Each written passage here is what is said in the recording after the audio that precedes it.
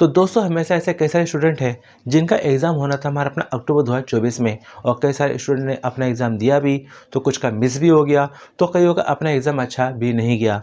तो ऐसे में हमें अपना कई सारे स्टूडेंट को अपना डाउट है या कंफर्म भी है कि हाँ, इस सब्जेक्ट में अपना फेल हो जाएंगे या इस सब्जेक्ट पास होना मुश्किल है, तो क्या होगा आगे चल के।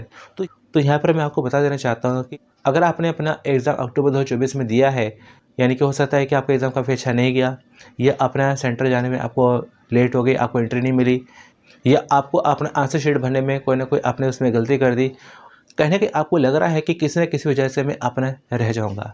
तो यहाँ पर जब आपका रिज़ल्ट आएगा, और रिज़ल्ट के आने की जो पॉसिबिलिटी बनती है, जो कि बनती है आपके जनवरी के पहले हफ्ते में, दिसंबर में लास्ट में आएगा, इसके चांसेस कम है, लेकिन सबसे ज़्यादा हाई पॉसिबिलिटी बनती है आपके अपना जनवरी के पहले हफ्ते में आपका रिज़ल्ट आएगा।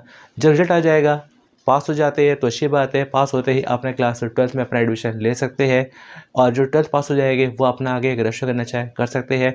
लेकिन इन केस अगर अपना किसी सब्जेक्ट में बैक आ जाती है या अपना एब्सेंट थे, तो आप अपना जो है कि 10 जनवरी के बाद में अपने एग्जामिनेशन फ़ीस पे कर सकते हैं। तो 10 जनवरी के बाद में आपके एग्जामिनेशन फ़ीस को लेकर एक शेड्यूल बनाया जाएगा, एक टाइम टेबल बनाया जाएगा, कि हो सकता है आपको अपना 10 जनवरी के बाद में आपको लगभग अपना जो है कि 10 दिन दिया जाए, 10-15 दिन दिए जाए कि अपने एग्जामिनेशन फ़ीस पे कर सके। उसके बाद में आपको दिन दिए जाएंगे, लेकिन हो सकता है कि अपना विद लेट फ़ीस, यानी कि 10 जनवरी के बाद में आपके एग्जामिनेशन फ़ीस जानी शुरू हो जाएगी। तो यहाँ पर आपको बनता है कि जिन सब्जेक्ट में आपकी बैक आएगी या जिस सब्जेक्ट में आपके मार्क्स वगैरह कम आएंगे, तो उनकी अपना एग्जामिनेशन फ़ीस पे करके अप्रैल 2025 में एग्ज़ाम दे सकते हैं। आप ये मत सोचिए कि अभी जो एग्ज़ामिनेशन फ़ीस जारी है, और ये अपना जो है कि विद लेट फ़ीस अपना 10 जनवरी तक है, और विदाउट फ़ीस 20 दिसंबर तक है, तो इसमें अपने एग्ज़ामिनेशन फ़ीस पे कर देता हूँ। तो यहाँ पर आप अपना एग्ज़ामिनेशन फ़ीस पे नहीं कर सकते हैं, आपको इंतज़ार करना पड़ेगा अपने रिज़ल्ट तक का। तो आपको अपना रिज़ल्ट का इंतज़ार करना है, उसके बाद में 10 जनवरी के बाद में अपने एग्ज़ामिनेशन फ़ीस पे करके अप्रैल 2025 में एग्ज़ाम दे सकते हैं। अप्रैल 2025 में एग्ज़ाम दे सकते हैं। लेकिन एक यहाँ पे अपना कुछ ख़ास बातें बनती है। पहली बात ये बनती है कि अगर आप अपना आपको पता है कि किसी सब्जेक्ट में अपना मैं बैक आने वाली मेरी, और सब्जेक्ट काफ़ी मुश्किल है, तो आप अपना सब्जेक्ट अपना चेंज कराना चाहे चेंज करा सकते हैं, ऐड कराना चाहे ऐड करा सकते हैं। ऐड कराने के बाद में या चेंज हो जाने के बाद में आप अपना उस सब्जेक्ट का एग्ज़ाम दे सकते हैं, और मेरा हाईली सजेशन यही है कि अपना सब्जेक्ट ऐड करा लीजिएगा। तो ऐड क्या है, तुरंत हो जाता है, तो तुरंत ऐड हो जाता है और तुरंत अपना उसके एग्ज़ामिनेशन फ़ीस पे करके अपना एग्ज़ाम दे सकते हैं। लेकिन सब्जेक्ट को चेंज करने में एक लंबा समय लग सकता है, इसलिए अगर आपके पास ऑलरेडी अगर सब्जेक्ट 5 है, तो आप अपना कोई 2 सब्जेक्ट अपना ऐड करा सकते हैं, 1 करा लो या 2 करा लो। अगर आपके पास सब्जेक्ट अपना 6 है, तो कोई ना कोई अपना 1 सब्जेक्ट और ले सकते हैं। लेकिन अगर ऑलरेडी आपके पास 7 सब्जेक्ट है, तो ऐसे में आपको अपना सब्जेक्ट चेंज कराना ही कराना होगा। और यहाँ पर एनएस में पास होने के लिए कम से कम में 5 सब्जेक्ट में क्लियर होना होता है।